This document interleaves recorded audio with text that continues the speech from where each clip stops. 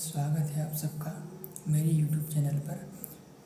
Friends, आज मैं percentage का पार्ट 1 लेके आया हूँ, जिसमें मैं आपको आय व्यय और बचत वाले सवाल कराने वाला हूँ। देखिए, ये सवाल आजकल बहुत परीक्षा में पूछे जा रहे हो, पहले भी पूछी जाती थी, तो आपको बहुत ध्यान से पढ़ना है। क्या इनके तरीके होते हैं, कैसे इनको सॉल्व किया जाता है, वो हम आपको सिखाने वाले हैं इस पार्ट में। तो पार्ट 1 आप अच्छे से पढ़िए, जो कि रेडी है मेरी तरफ से, तो ठीक है। चलिए, तो अब आते हैं हम सीधे सवाल नंबर 1 पे। क्या है सवाल? एक व्यक्ति अपनी आय का 60% खर्च करता है। यदि व्यक्ति की आय 15% बढ़ती है तथा व्यय 15% बढ़ता है, तो बचत में प्रतिशत परिवर्तन बताना है। देखिए, तरीका सबसे अच्छा तरीका तो एक बेसिक वाला ही होता है। इसके अलावा इन सवालों में एलिगेशन भी लग सकता है, डेविएशन भी लग सकता है। तो एलिगेशन और डेविएशन वाला तरीका मैं एक सवाल में बता दूंगा आप लोगों को। बाकी जितने भी सवाल होंगे उन सब सारे सवालों में आपको ही एलिगेशन और डेविएशन लगा के देखना है। बाकी मैं सब सवालों में एक ही तरीका आपको बताऊंगा, ठीक है। चलिए देखिए, तो अगर मैं आय आपको पता होगा इनकम बोलते हैं, ठीक है, और खर्च को हम एक्सपेंडिचर बोलते हैं और बचत को हम सेविंग बोलते हैं। तो आप ये बताइए, अगर इनकम 100 है, ठीक है, और एक्सपेंडिचर तो बोला गया ना, सवाल में पढ़ेंगे अपन, एक व्यक्ति अपनी आय का 60% खर्च करता है, तो इसका मतलब क्या हुआ कि खर्च उसका 60 है, तो सेविंग कितनी होगी? सेविंग फिर 40 होगी। क्लियर इतनी बात, ठीक है। यदि व्यक्ति की आय 15% बढ़ती है, तो आय देखो कितनी बढ़ रही है, आय बढ़ रही है 15%, तो 15% बढ़ेगी मतलब 15 ही बढ़ जाएगी। देखो, आपको ये नहीं करना है कि आप 15% बढ़ा रहे हो तो यहाँ 115 लिख रहे हो, ऐसा नहीं करना है। हमें केवल वो ही लिखना है जितने की वृद्धि या कमी हो रही है। तो मैंने देखा आय 15% बढ़ रही है, तो 15% कितनी होगी? 15 ही होगी, तो मैंने 15 लिख लिए, ठीक है। अब व्यय 15% बढ़ा है, तो आप ये बताओ 60 का 15% बढ़ जाएगा तो कितना हो जाएगा? ये हो जाएगा 9। क्लियर है?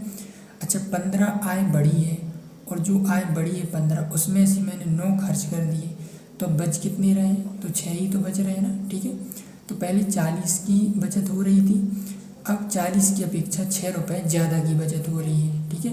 तो हमें ये बचत ही बताना है जो एक्स्ट्रा बचत हो रही है। तो आप बताओ, 6 की बचत हो रही है ना पहले की अपेक्षा, कितने की? 40 की अपेक्षा, और परसेंटेज में हमें ये निकालना है, तो हमने 100 इंटू कर दिया। इसकी काटा पीटी कर लो, 0 से 0, ठीक है। 10 का 6 में करेंगे तो 60 हो जाएगा, और 60/4 तो कितना आ जाएगा? 15%, ठीक है। तो ऑप्शन नंबर भी हमारा आंसर सही हो जाएगा। क्लियर है इतनी बात? आई होप कि ये तरीका बिल्कुल बेसिक है और आपको समझना है अच्छे से। चलिए, अब हम आगे बढ़ते हैं, क्वेश्चन नंबर 2 पे आते हैं। एक व्यक्ति अपनी आय का 75% खर्च करता है। यदि व्यक्ति की आय 20% बढ़ती है तथा व्यय 10% बढ़ता है, तो बचत में प्रतिशत परिवर्तन ज्ञात कीजिए। सबसे पहले तो मैं यही तरीका बताता हूँ आपको, बेसिक वाला। तो इनकम देखिए, इनकम कितनी है? इनकम हमने 100 मान ली, तो एक्सपेंडिचर कितना हो जाएगा? खर्च हो जाएगा 75, ठीक है। 75% खर्च करता है ना, और सेविंग कितनी बचेगी? 25, ठीक है। यदि व्यक्ति की आय 20% बढ़ती है, तो मैंने अभी बताया ना 20% अगर बढ़ेगी तो मैं कह सकता हूँ कि 20 ही बढ़ी होगी, ठीक है। तथा व्यय 10% बढ़ता है, तो अगर व्यय 10% बढ़ेगा तो इसका मतलब 7.5 बढ़ रहा है। तो 20 की जो वृद्धि हो रही है आय में, उसमें से 7.5 तो खर्च है, तो बाकी जो 12.5 बचेगा वो क्या होगी? वो होगी हमारी सेविंग, ठीक है। तो पहले 25 बच रही थी, अब 12.5 और एक्स्ट्रा बचत हो रही है, तो पहले की अपेक्षा कितने प्रतिशत की वृद्धि हो गई है हमें ये बताना है।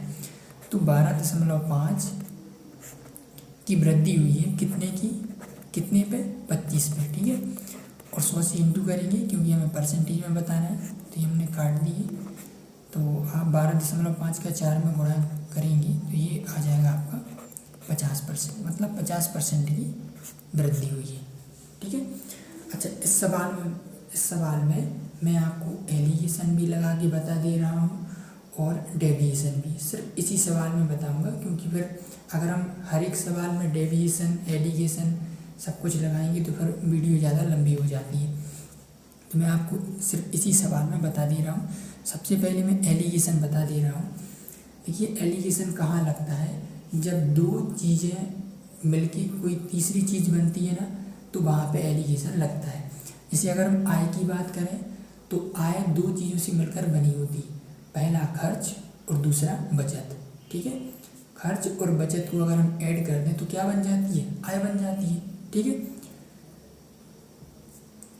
तो देखिए, अब मैं आपको बताता हूँ एलिगेशन कैसे लगता है। अगर आपने पढ़ा है तो अच्छी बात है, समझ में आ जाएगा, और अगर नहीं पढ़ा है तो आगे आने वाले जो चैप्टर्स हैं उनमें हम पढ़ेंगे एलिगेशन और मिक्सचर। अभी आप बस समझ लीजिए। तो देखिए, यहाँ हमने लिखा खर्च, ठीक है, और यहाँ मैंने लिखी बचत। तो अब आप ये बताओ कि खर्च कितना हो रहा था, खर्च हो रहा था 75%, ठीक है। आय हमारी कितनी है, जो आय है वो 100% मानी अगर हमने, तो खर्च कितना 75% कर रहे हैं, तो बचत कितनी हो जाएगी, बचत हो जाएगी 25%, ठीक है। अच्छा, हम इसका रेशियो बना लेंगे अगर, तो 25 का रेशियो बनाएंगे तो 1 और 75 का रेशियो बनाएंगे तो 3। 25 से काट दिया मैंने, 25 से कम 25 और 25 दिया 75, ठीक है। अब देखते हैं कहाँ कैसी वृद्धि हो रही है। तो देखो, आय 20% बढ़ रही है, ठीक है। तो आय बढ़ रही है 20% तथा व्यय 10% बढ़ रहा है। अच्छा, 10% व्यय बढ़ रहा है मतलब खर्च बढ़ रहा है। बचत कितनी बढ़ रही है जी हमें पता नहीं, जी हमें बताना है। और जो पूरी आय है वो कितनी बढ़ रही है, वो बढ़ रही है 20%, क्लियर है। तो यहाँ खर्च में वृद्धि और यहाँ बचत में वृद्धि, ठीक है। तो दोनों को मिला के क्या बनेगी, आय। जो तीसरी चीज़ जो बनती है ना, वो हमेशा बीच में आती है, ठीक है। वो एक से बड़ी होती है और दूसरी वाली चीज़ से छोटी होती है। तो हमने देखा ये 20 10 से तो बड़ा है, इसका मतलब यहाँ बचत में जो भी संख्या आएगी वो क्या होगी, अब वो होगी 20 से बड़ी। क्लियर है इतनी बात, ठीक है। देखिए, अब 20 में से अगर मैंने 10 घटाए तो कितनी आ जाएंगी यहाँ पे, 10%, ठीक है। क्लियर है। अब देखो, जो रेशियो ऊपर है ना, वो ही रेशियो नीचे भी होना चाहिए। जैसे मैंने देखा ये जो 3 है वो 1 का 3 गुना है, तो यहाँ पे जो संख्या आएगी वो इस 10 की 3 गुना होगी। तो कितनी आ जाएंगी यहाँ पे आ जाएंगी 30%, ठीक है। अब यहाँ बताओ ऐसी कौन सी संख्या होगी जिसमें से मैंने 20 घटाया तो 30 आ गए। तो आप कहोगे कि यहाँ पे कितने होंगे, यहाँ होंगे 50%, ठीक है। तो इसका मतलब ये हो गया कि जो बचत हुई है वो कितने की हुई है, वो हुई है 50% की, ठीक है। तो आंसर हमारा सी हो जाएगा। बताइए, क्लियर है इतनी बात। अगर इतनी बात क्लियर है तो अब मैं आपको एक और मेथड बता देता हूँ। कौन सी मेथड, वो है डेविएशन मेथड, ठीक है। तो अब मैं आपको डेविएशन मेथड बताता हूँ। एक मिनट रुकिएगा आप।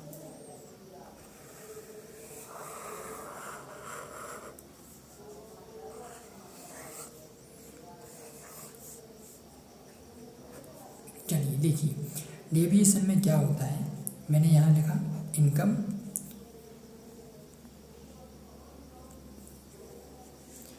मैंने यहाँ लिखा इनकम, ठीक है। यहाँ एक्सपेंडिचर और यहाँ लिखी मैंने सेविंग। तो इनकम कितनी है 100%। अब 75% तो खर्चा है मेरा, ठीक है। तो बचत कितनी होगी 25%, ठीक है।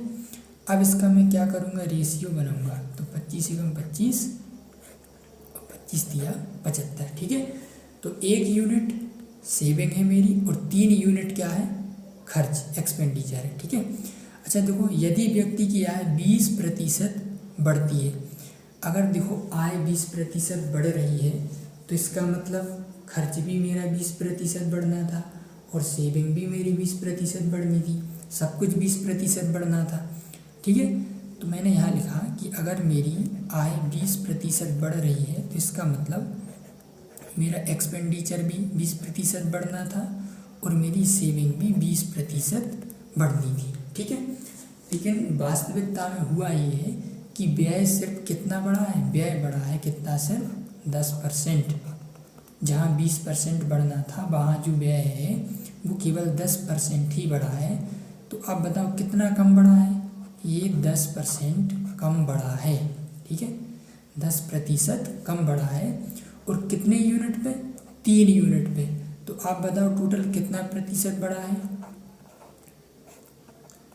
टोटल 30% कम बढ़ा है। ठीक है। तो अच्छा, ये जो 30% कम बढ़ा है वो कहाँ से एडजस्ट हो जाएगा, वो हो जाएगा यहाँ सेविंग में एडजस्ट। ठीक है, सेविंग में एडजस्ट हो जाएगा ये 30%। तो टोटल अब सेविंग कितनी हो गई हमारी, टोटल सेविंग हो गई हमारी 50%। यही हमारा हो जाएगा आंसर। क्लियर है। तो ऑप्शन नंबर सी आंसर हो जाएगा मेरा। तो इस सवाल में मैंने तीनों मेथड बता दिए, जो भी आपको सही लगी हो तो आप उस तरीके से करिए। बाकी मैं आगे के जो भी सवाल है मैं इसी मेथड से आपको कराने वाला हूँ। ठीक है। चलिए अब आगे बढ़ते हैं, हम क्वेश्चन नंबर 3 पे आते हैं। क्वेश्चन नंबर 3 क्या है, एक आदमी अपनी आय का 72% खर्च करता है। यदि उसकी आय में 28% की वृद्धि होती है और उसके व्यय में 25% की वृद्धि होती है तो उसकी बचत में प्रतिशत वृद्धि क्या है। चलिए देखिए, तो मैंने लिखा यहाँ पे इनकम, ठीक है, एक्सपेंडिचर और सेविंग। ठीक, तो 100 मैंने क्या मानी, इनकम, तो एक्सपेंडिचर कितना हो जाएगा 72 और सेविंग कितनी होगी 28। ठीक है। अब देखिए इनकम बढ़ी कितनी है, इनकम बढ़ी है 28%। तो 28% अगर बढ़ी है इनकम तो टोटल 28 बढ़ी होगी। ठीक है, क्लियर इतनी बात। उसके व्यय में 25% की वृद्धि होती है तो उसकी बचत में प्रतिशत वृद्धि हमें बताना है। ठीक है।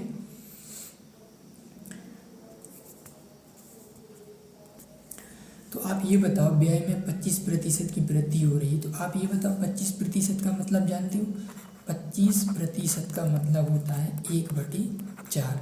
तो अगर 72 में 25% की वृद्धि हुई है तो 72 का हम 1/4 निकाल देंगे। तो 1/4 निकालेंगे तो ये कितना आ जाएगा, ये आ जाएगा 18। ठीक है, कितना आ जाएगा ये 18। तो मैंने यहाँ पे लिख दिया कि खर्च कितना बढ़ा है 18।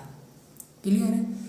अगर 28 में 18 हमारा खर्च है तो 10 क्या होगी, 10 होगी सेविंग। तो सेविंग कितनी बढ़ गई, 10 बढ़ गई, 10 बढ़ गई है कितने पे, 28 पे। सो से हम इंटू कर देंगे। ठीक, तो ये कितने आ जाएंगे, इसको काटा पीटी अगर हम कर लें तो ये 5 से काट देंगे तो ये 2 और ये 14 बार कट जाएगा। ठीक है, सॉरी 5 2 से काटते तो ये 5 बार और ये 14 बार। तो 500 बटे कितने हो जाएंगे,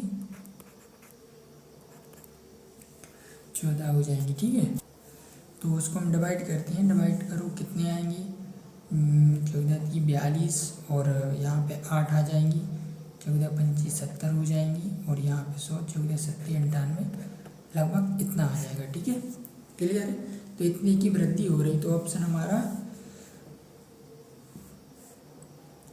आई थिंक ऑप्शन शायद टाइपिंग मिस्टेक गलत लिख दी है मैंने, तो आंसर हमारा यही सही होगा।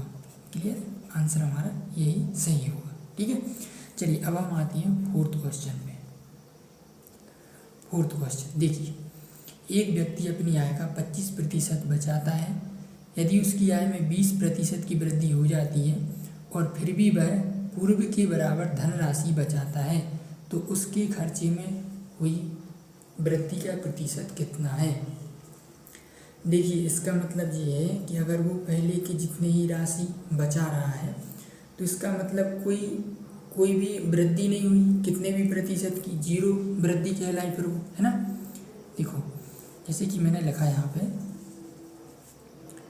इनकम, ठीक है, इनकम, एक्सपेंडिचर और सेविंग। तो इनकम मैंने 100 मानी और एक्सपेंडिचर कितना हो जाएगा, तो वो 25% बचा रहा है ना, 25% बचा रहा है, तो खर्च कितना कर रहा है, 75, ठीक है। उसकी आय में 20% की वृद्धि होती है, तो आय अगर 20 बढ़ गई और फिर भी वह पूर्व के बराबर धनराशि बचाता है, तो धनराशि देखो, अब ऐसा मत करना कोई कि यहाँ पे 25 लिख दो, ठीक है। अगर आप 25 लिख दोगे तो उसका मतलब हो जाएगा कि उसने अपनी सेविंग 100% बढ़ा दी, ठीक है, लेकिन उसने बढ़ाई नहीं है, ठीक है। वह पूर्व के बराबर धनराशि बचाता है, मतलब जितनी 25 पहले थी 25 ही अभी है। तो आप ये बताओ 25 से 25 हुई अगर कोई राशि, तो उसका तो कोई मतलब है नहीं, मतलब 0% बढ़ रहा है वो, ठीक है, 0। तो अब आप ये बताओ कि 20 बढ़ी तो 20 ही खर्च कर देगा वो, ठीक है, 20 खर्च कर देगा। तो 20 की जो वृद्धि हुई है खर्च में, वो कितने पे हुई है, 20 की वृद्धि जो हुई है वो हुई है 75 पे, ठीक है।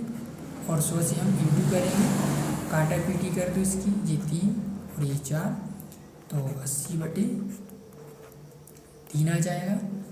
और तो उसको अगर हम भाग करेंगे तो ये आ जाएगा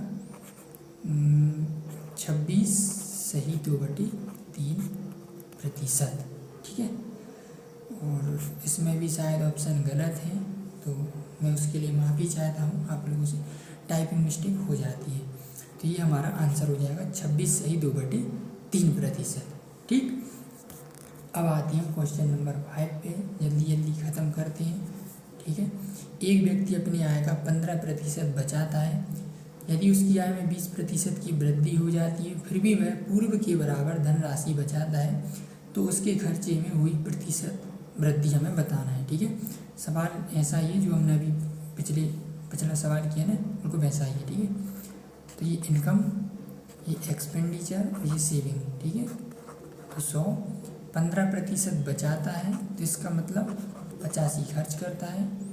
आय में 20% की वृद्धि हो रही है, ठीक है। और जो बचत है वो कितनी है, 0% की वृद्धि हो रही है, ठीक है। तो अब आप ये बताओ कि 20 आय बढ़ी और सेविंग उसकी 0 है, पहले के बराबर ही राशि बचा रहा है क्योंकि, तो एक्सपेंडिचर भी 20 हो जाएगा, ठीक है। तो 20 बढ़ी है कितने पे, 85 पे, तो ये 20 बढ़ी है कितने पे, 85 पे। 100 से हम गुणा करेंगे और 5 से काट देंगे, तो ये 17 बार और ये 20 बार, 20 का 20 में गुणा करेंगे तो कितने आ जाएंगे, 400/17। और इसमें अब हम इसको डिवाइड कर देंगे, 17 दूनी 34, यहाँ 6 आ जाएंगी, 17 तिया 51, फिर 9 आ जाएंगी, ठीक है। तो 9 90 बन जाएंगी, तो 17 पंचे 85, तो 23.5% लगभग हमारा आंसर आ जाएगा। तो ये ऑप्शन नंबर ही हमारा सही हो जाएगा, ठीक है। चलिए आगे बढ़ते हैं, क्वेश्चन नंबर 6 पे आते हैं। देखिए एक व्यक्ति अपनी आय का 75% व्यय करता है, यदि उसकी आय में 28% की वृद्धि के साथ ही उसकी व्यय में 20% की वृद्धि हो जाती है, तो उसकी बचत में कितने प्रतिशत की वृद्धि या कमी हुई। सेम सवाल है, इनकम 100, सेविंग 75, एक्सपेंडिचर 75, और जो सेविंग है वो कितनी आ जाएगी, 25, ठीक है। आय में 28% की वृद्धि हो रही है, मतलब 28 आय बढ़ रही है, और व्यय में 20% की वृद्धि हो रही है, तो 20% की वृद्धि, तो 75 का 20% कितना हो जाएगा, 10%, 7.5, और 20% हो जाएगा 15। तो 28 में से 15 खर्च किए अगर, तो यहाँ पे कितने बचेंगे, फिर सेविंग होगी 13 की, तो 13 की सेविंग, मतलब 13 की वृद्धि हो रही है सेविंग में, तो 13 की वृद्धि हो रही है, 25 पे गुणा करेंगे 100 से, 25 चौका 100 और 13 चौके 52, 52%, तो 52% की वृद्धि हो रही है। जी हमारा बी ऑप्शन सही हो जाएगा। क्लियर है। चलिए अब आती है क्वेश्चन नंबर 7 पे। देखिए सुनील अपनी आय का 80% खर्च करता है। तो अब हम लिखते जा रहे हैं, ठीक है। ये हो गई इनकम, ये हो गया एक्सपेंडिचर और ये सेविंग। 80% खर्च करता है, तो 100 में से 80 खर्च करता है तो 20 बचाता होगा। आय में 12% की वृद्धि हो रही है, तो 12 की वृद्धि कर दी मैंने, ठीक। और बचत में 10% की कमी हो रही है, बचत मतलब ये, तो 20 में 10% की कमी, तो 20 का अपन 10% अगर निकालते हैं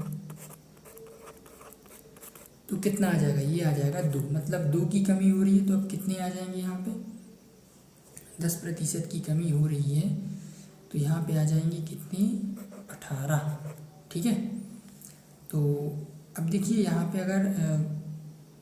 अगर बैलेंस नहीं हो पा रहा है तो फिर आप ऐसा कर सकते हैं कि मैंने यहाँ पे 112 मान लिए, ठीक है।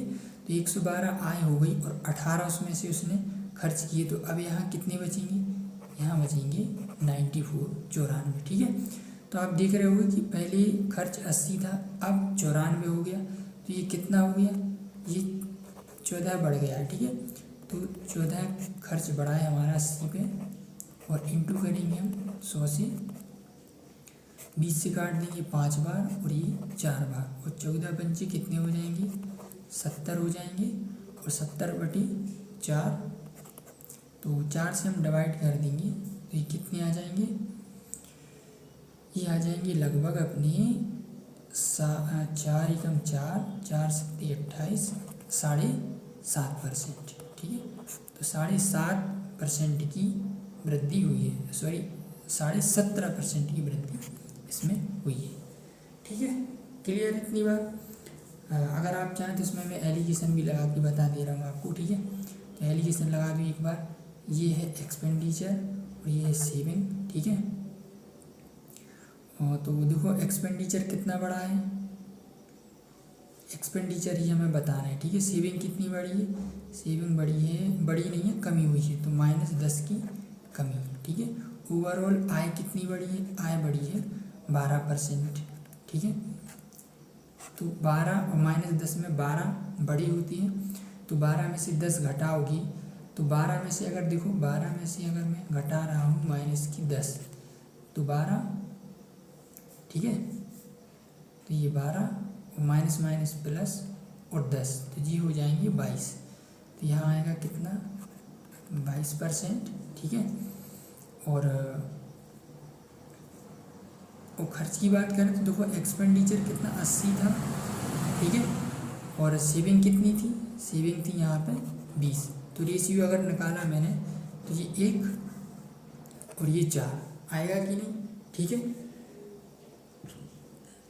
तो यहाँ पे 1 और 4 का रेशियो होना चाहिए, तो यहाँ भी 1 और 4 का होना चाहिए। तो 22, अगर यहाँ पे 22% है तो यहाँ फिर कितना आना चाहिए, यहाँ आना चाहिए 5.5%, ठीक है। क्योंकि 5.5 का 4 गुना ही कितना होगा, 22 होगा, ठीक। तो अब देखो ये छोटा था 12 से, तो यहाँ पे जो संख्या होगी वो 12 से बड़ी होगी, तो 12 में ही 5.5 जुड़ जाएंगे, तो कितनी आ जाएंगी, ये आ जाएंगी 17.5%। इसका मतलब कि जो हमारा खर्च है उसमें कितने की वृद्धि हुई है, उसमें हुई है 17.5%, ठीक है। तो देखिए ऐसे सवालों में मैंने आपको एलिगेशन भी लगा के बता दिया और डेविएशन भी मैंने लगा के बता दिया। जितने भी सवालों में नहीं बताया है उन सवालों में आपको खुद लगाना है और प्रैक्टिस करना है, ठीक है। तो अब अगला पार्ट जो होगा वो शायद चुनाव वाले सवाल पे लेके आऊँगा मैं, ठीक है। तो आप वीडियो को लाइक कीजिए और चैनल को सब्सक्राइब कीजिए और अपने सभी फ्रेंड्स में शेयर कीजिए। ओके, गुड नाइट, धन्यवाद।